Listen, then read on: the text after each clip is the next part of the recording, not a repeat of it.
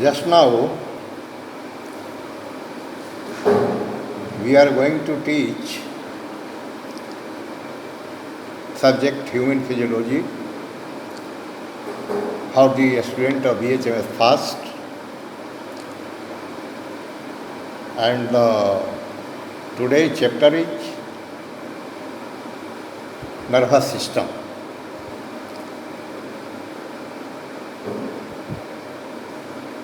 First of all, what is the definition of nervous system and classification of nervous system. Nervous system को परिभाषित करें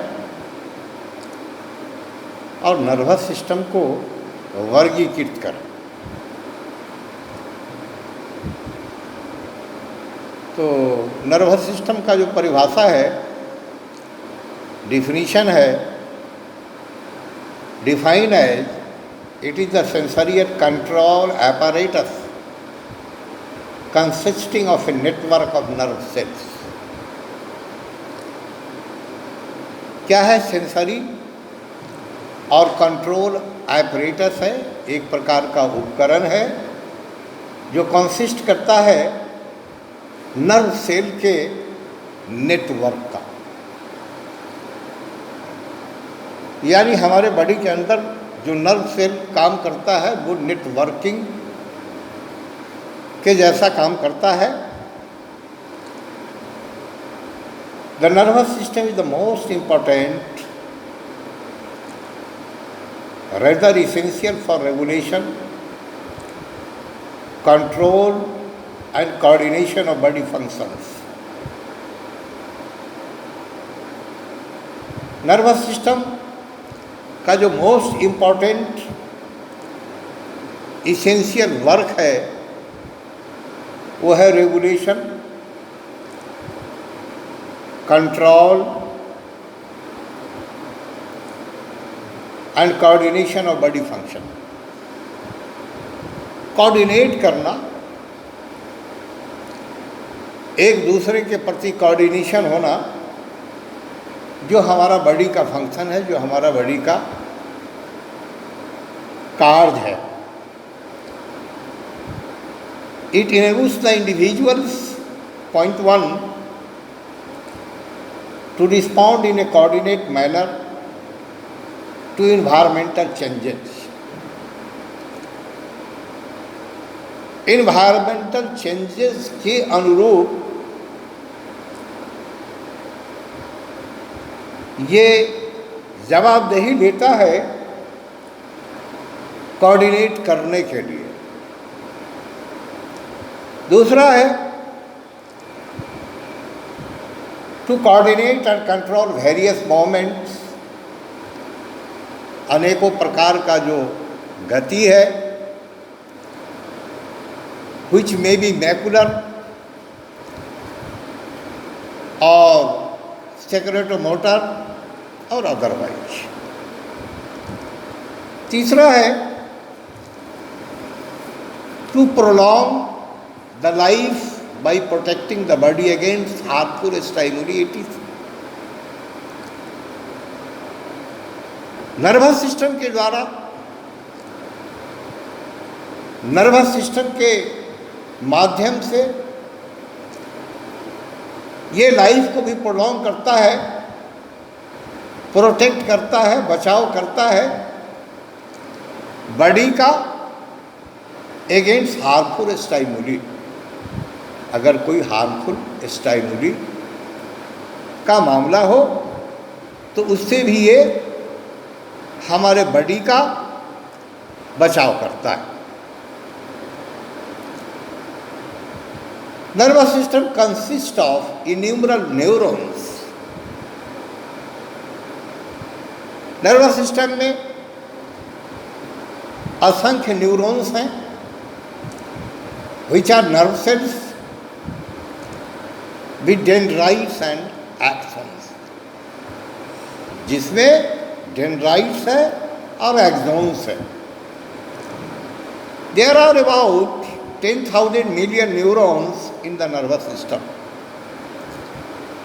nervous system में करीब करीब 10,000 million neurons हैं। The nerve cells lie in grey matter of the spinal cord. और nerve cell कहाँ मौजूद है?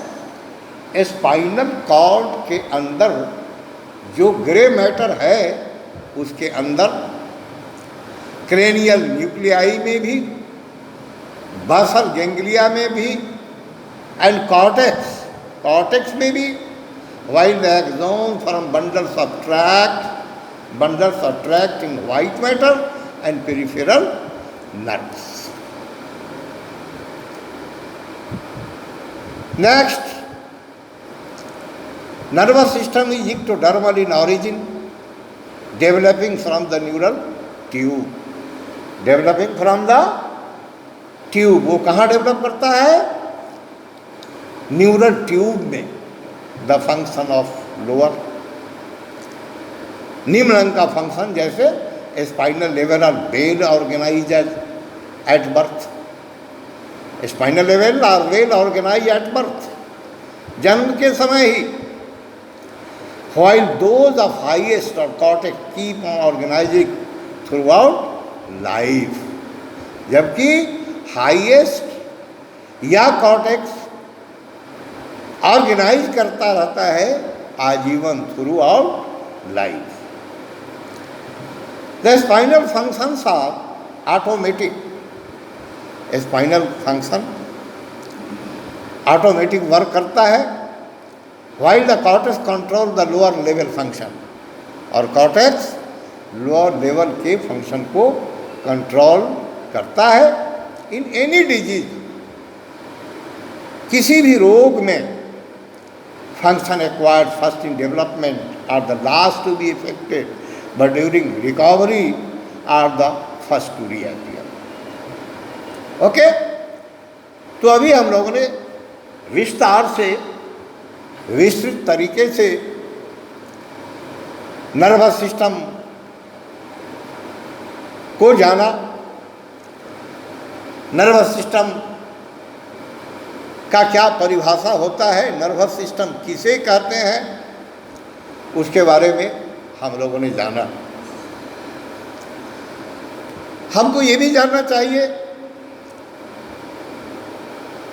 कि नर्वस सिस्टम का जो हमारा केंद्रक है, सेंटर है, वो CNS है, सेंट्रल नर्वस सिस्टम है ना। नेक्स्ट अब हम लोग क्लासिफिकेशन के जानने के बारे में प्रयास करेंगे। इसको कैसे वर्गीकृत किया गया है, इसके बारे में जानने का प्रयास करेंगे। एनाटॉमिकली जो इसको वर्गीकृत किया गया है, एनाटॉमिकली पहला है सोमेटिक और cerebrospinal nervous system.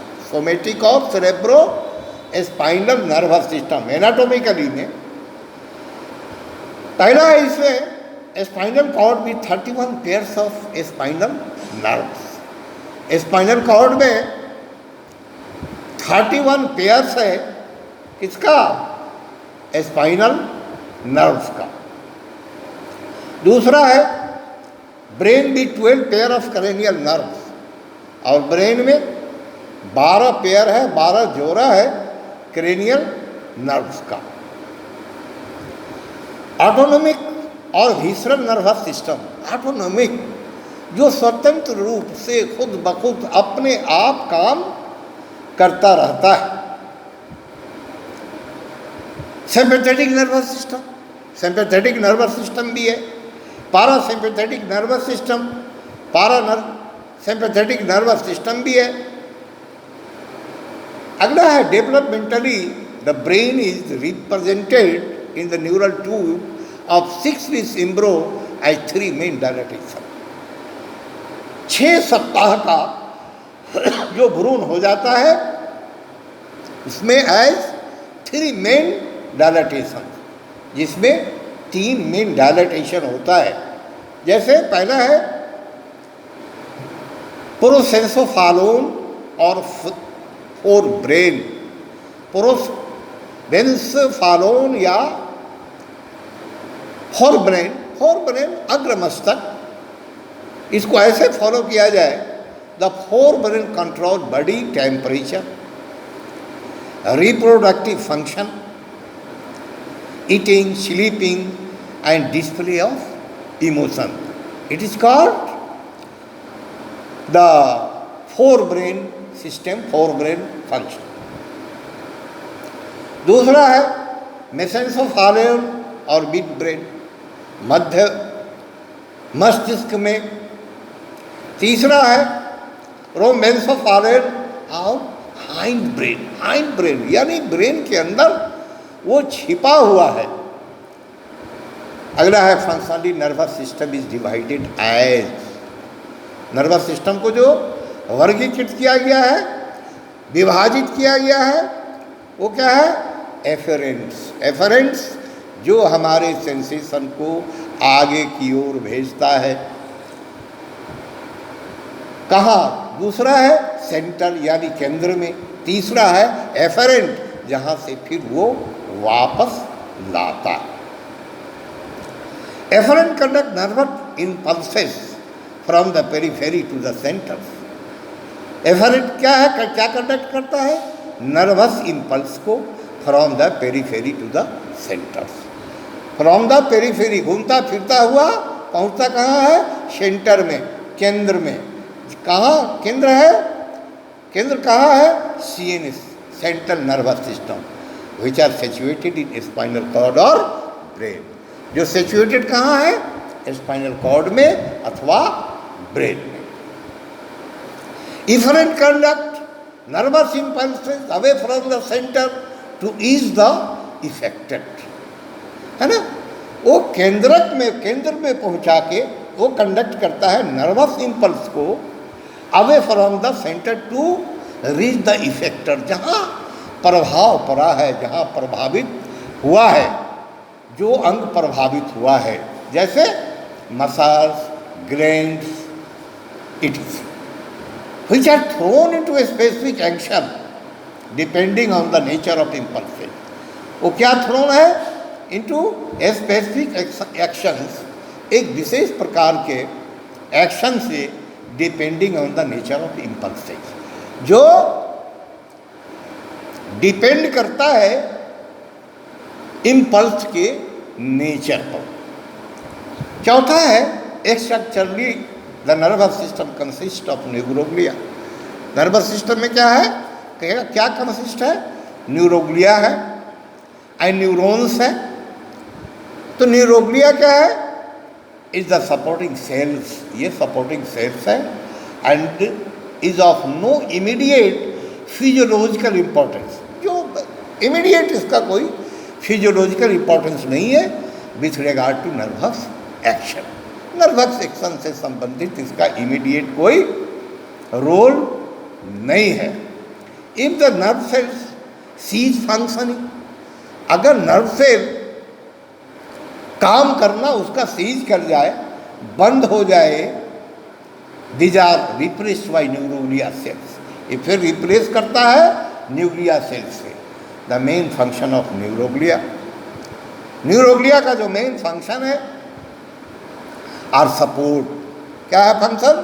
Support करना, प्रोटेक्शन करना, न्यूट्रिशन टू नर्व सेल्स को न्यूट्रिशन देना, formation of myelin sheath, myelin sheath का फॉर्मेशन करना, एंड फेगोसाइटोसिस.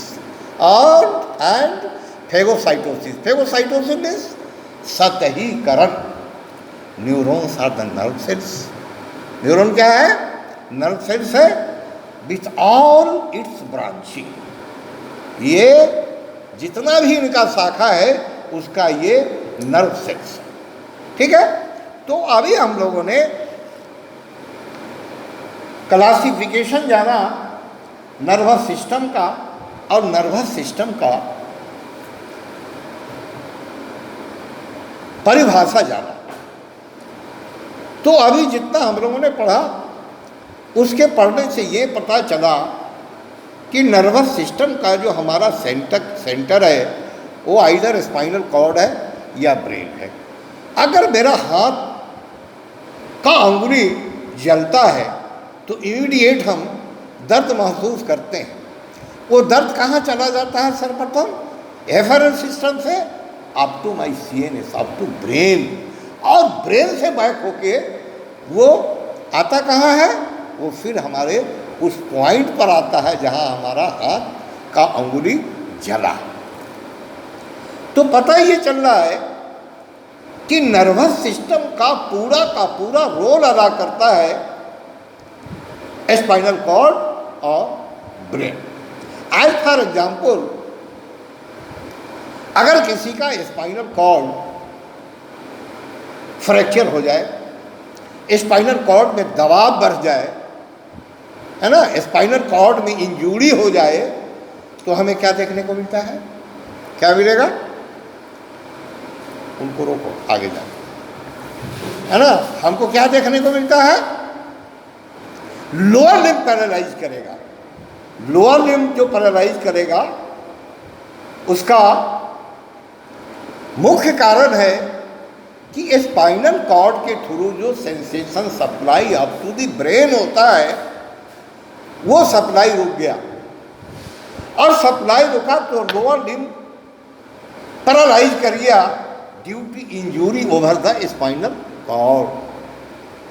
अगर उसके पैर के तलवा में, अंगुली में, मसल्स में अगर हम नीडल भी प्रिक करेंगे तो उसको एहसास, उसको महसूस नहीं होगा, क्योंकि लोअर लिम्ब के ही जुडिक्शन में बॉवेल एंड ब्लैडर का ऑर्गन्स है जो फंक्शन कंप्लीट करता है। तो एज फॉर एग्जाम्पल कि we want to go to toilet, तो हमारे बॉडी के अंदर कौन सा सिस्टम है जो हमें स्टिमुलेट किया to go to toilet? Bathroom जाने के लिए कौन सा सिस्टम है जो हमें स्टिमुलेट किया कि हम टॉयलेट जाना चाहेंगे, है ना? तो थ्रू स्पाइनल कॉर्ड वो सेंसेशन दिया up to brain and I feel to go to toilet. And if the spinal cord has become injured, spinal cord injured हो गया है किसी वजह से, तब तो स्पाइनल कॉर्ड के थ्रू हमारा ब्रेन को सेंसेशन नहीं ना वो पहुंच पाएगा। अगर ब्रेन को सेंसेशन नहीं पहुंच पाया तब क्या होगा? हमें पैखाना या पेशाब के हाजत को एहसास ही हमें नहीं होगा, और खुद ब खुद पैखाना या पेशाब होता रहेगा। तो ये नर्वस सिस्टम का हमारा कमाल है, जिसमें स्पाइनल कॉर्ड और सीएनएस का बहुत बड़ा रोल है। स्पाइनल कॉर्ड, सीएनएस अगर स्ट्रॉन्ग है, अपने फंक्शन को सही तरीके से कर रहा है, तब तो हम बिल्कुल स्वस्थ हैं। अगर नर्वस सिस्टम हमारा फेल है, नर्वस सिस्टम हमारा फेल है ना, स्पाइनल कॉर्ड में इंजरी हुआ तो लोअर लिम्ब पैरालाइज कर जाएगा। पैरालाइज से मकसद क्या हुआ कि ये जो एफरेंट और इफेरेंट का सिस्टम है वो सिस्टम संपादित नहीं हो रहा है, जिसका नतीजा है कि we do not follow up the sensation, any kinds of pain in the lower limb, any kinds of pricking in the lower limb, and very vital function, not sensation regarding bowel and bladder. So, we should deeply study about the nervous system. Without a study of the nervous system, anatomically, structurally, अगर हम नहीं कर पाते हैं तो region of the disease हम नहीं कर पाएंगे। एज फॉर एग्जाम्पल, कोई पेड़ से गिर गया है, 20 फीट 30 फीट ऊपर से गिरा है, और आपके क्लिनिक में आया है। क्लिनिकल जो अप्रोच है, मैं उसके बारे में डिस्कस कर रहा हूँ। वो आपके क्लिनिक में आया है, और क्लिनिक में आने के बाद हमको उसकी इंजरी का पता करना है कि रियली स्पाइनल कॉर्ड में इंजरी हुआ या नहीं हुआ। तो सर्वप्रथम हम उसको बोलेंगे कि आप चलो। अगर पैदल चलने में उसको परेशानी हो रही है, पाँव इधर से उधर लड़खड़ा रहा है, तो हम समझ जाएंगे कि स्पाइनल कॉर्ड में इंजरी हो गया। सेकेंड हमारा एक्शन होगा, हम उसे पेशाब करने को बोलेंगे। अगर पेशाब नहीं हो रहा है ना, तो हम समझेंगे कि स्पाइनल कॉर्ड में इंजरी हो गया। तो ये हमारा क्लिनिकल अप्रोच है। हमको नर्वस सिस्टम के स्टडी के माध्यम से ही हम कल होके क्लिनिकली डायग्नोसिस कर पाएंगे कि ये clinically injury of spinal cord है cause by fall from height, है ना। कोई बाइक एक्सीडेंट होता है और बाइक एक्सीडेंट के होने के बाद मेरे क्लिनिक में उसको लाया है, उसको गाड़ी में लाद के लाया है। जब मेरे क्लिनिक में ला रहा है तो उसका पाँव इधर से उधर हो रहा है, अपने पाँव पर दबाव नहीं, भार नहीं दे पा रहा है। वही हम समझ जाएंगे कि स्पाइनल कॉर्ड में इंजरी हुआ, चूंकि वो जो सेंसेशन है वो सेंसेशन सिस्टम इसका फेल कर गया due to injury over the nervous, injury over the spinal cord. Afferent efferent का सिस्टम फेल कर गया। तो अगर ये जानकारी हमको नहीं हो तब तो क्लिनिकली हम डायग्नोसिस नहीं कर पाएंगे ना कि what are the cause behind the paralysis of the lower limb. Clinically then after हम एक्सरे लंबर स्पाइन करवाएंगे, एक्सरे वर्टेब्रल स्पाइन करवाएंगे, इसके बाद हम डायग्नोसिस कर पाएंगे कि आखिर what are the reason, what are the actual reason behind the paralysis of the lower limb.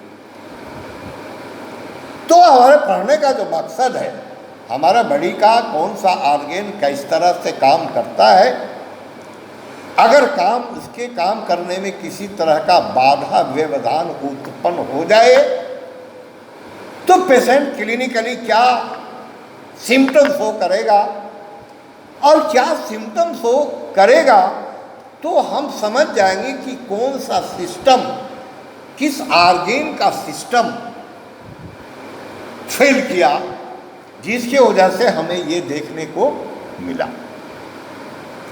तो मकसद हमारा यही है फिजियोलॉजी, ह्यूमन फिजियोलॉजी स्टडी करने का कि हमारे बॉडी का ऑर्गन्स, कौन सा ऑर्गन्स का क्या काम है, किस तरह से अपने कार्य को वो संपादित करता है। अगर संपादित करने में वो अक्षम हुआ, नाकामयाब हुआ, तो फिर उसको पैथोलॉजी को हमको रूल आउट करना पड़ेगा कि what are the pathology, what are the real pathology, what are the fact pathology regarding the shape. तभी हम एक कुशल चिकित्सक, एक अच्छे डॉक्टर बन पाएंगे। एज फॉर एग्जाम्पल किसी को स्पाइनल कॉर्ड इंजरी हुआ है और जिसके वजह से लोअर लिम्ब में पैरालिसिस हुआ है, अगर हम स्पाइनल कॉर्ड इंजरी के खतरनाक अवस्था को नहीं समझेंगे तो मेरा मोड ऑफ ट्रीटमेंट क्या होगा।